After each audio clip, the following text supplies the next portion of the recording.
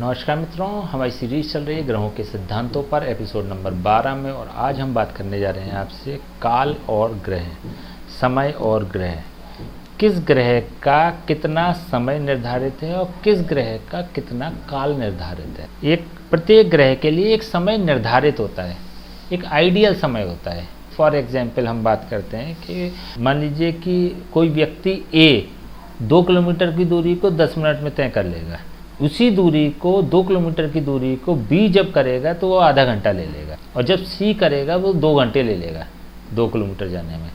ठीक है ना। तो इसी तरह से प्रत्येक ग्रह की एक निश्चित अवधि भी मानी जाती है, उसकी एक्टिवनेस के हिसाब से, उसकी अवेयरनेस के हिसाब से उसकी एक निश्चित अवधि मानी जाती है। हम उसके बारे में चर्चा कर रहे हैं। देखिए, ये डायरेक्टली कहीं उपयोग की यूज़ नहीं है इसका। कहीं आप ये अगर सोचें कि इसका आप डायरेक्टली उपयोग कर लेंगे तो ऐसा नहीं है। इसको आपको सीखना पड़ेगा, इसको आपको समझना पड़ेगा, लेकिन समय समय पे ऑटोमेटिकली इसका उपयोग हो जाया करेगा। जैसे कि मान लीजिए कि प्रश्न कुंडली की बात करते हैं, किसी चीज़ के खोने की बात करते हैं, उसमें मंगल मान लीजिए इन्वॉल्व हो रहा है, तो आप कह सकते हैं कि 1 दिन का समय लगेगा। कह नहीं सकते, तब आप कहेंगे, है ना। और भी कई चीज़ों में उपयोग हो जाएगा। मान लीजिए किसी कार्य के होने की बात हो रही है, शुक्र इन्वॉल्व हो रहा है, तो आप कह देंगे लगभग 15 दिन का समय इसमें लग जाएगा।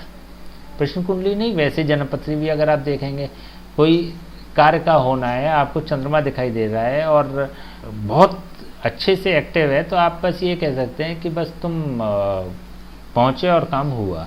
ठीक है ना। तो ऐसा भी होता है। उपायों के समय पे भी होता है कि मान लीजिए कहीं पे चंद्रमा इन्वॉल्व है और हमने चंद्रमा को पीड़ा को कम करने के लिए किसी पर्टिकुलर ग्रह का उपाय कराया, तो जैसे ही उपाय होता है तो अब व्यक्ति पलटता ही है, जैसे ही आधा 1 घंटे में उसको आउटपुट मिल जाते हैं, है ना। लेकिन उसी जगह अगर शनि की अगर बात करी जाए तो शनि को 1-1 वर्ष भी लग जाता है।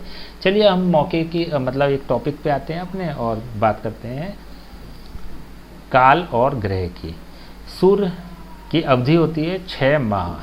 उत्तरायण से मतलब होता है एक सूर्य की जो पॉजिटिव पोजीशन होती है, वो उत्तरायण सूर्य की कही जाती है। तो सूर्य की जो अवधि मानी गई है वो 6 माह की।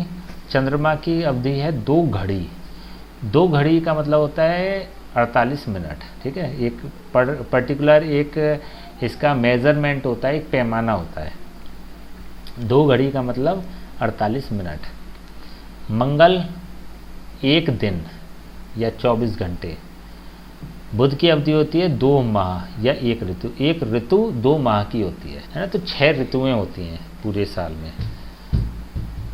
तो बुध का जो अवधि होती है वो 1 ऋतु या 2 माह। गुरु की अवधि होती है 1 माह, 1 महीना, 30 दिन कह सकते हैं इसको। और शुक्र की अवधि होती है 15 दिन, 1 पक्ष, या इसको कह सकते हैं 1 पखवाड़ा। पखवाड़ा कहेंगे, पक्ष दिनों का पक्ष की बात हो रही है ना। तो 15 दिन अथवा 1 पखवाड़ा।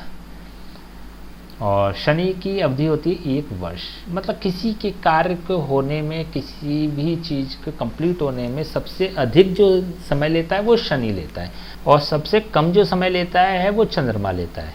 तो चंद्रमा सबसे शॉर्ट या बहुत शीघ्र परिणाम देने वाला ग्रह बन जाता है चंद्रमा, और शनि सबसे दीर्घ परिणाम देने वाला ग्रह बन जाता है। शनि के लिए बहुत वेट करना पड़ता है, कहीं भी अगर इन्वॉल्व होता है तो बहुत समय लेता है।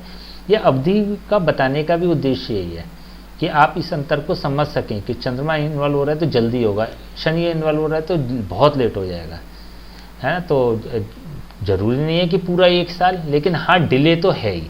कितना डिले है डिपेंड करता है कि शनि की स्थिति कितनी नेगेटिव जा रही है या कितना इन्वॉल्व हो रहा है वो।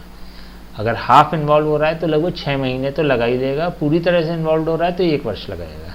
तो ये हमने ग्रहों के समय की बात करी या इनकी अवधि की बात करी हमने। अगले एपिसोड में हम बात करते हैं ग्रहों की अवस्था की। तब तक के लिए हमें आज्ञा दीजिए। नमस्कार।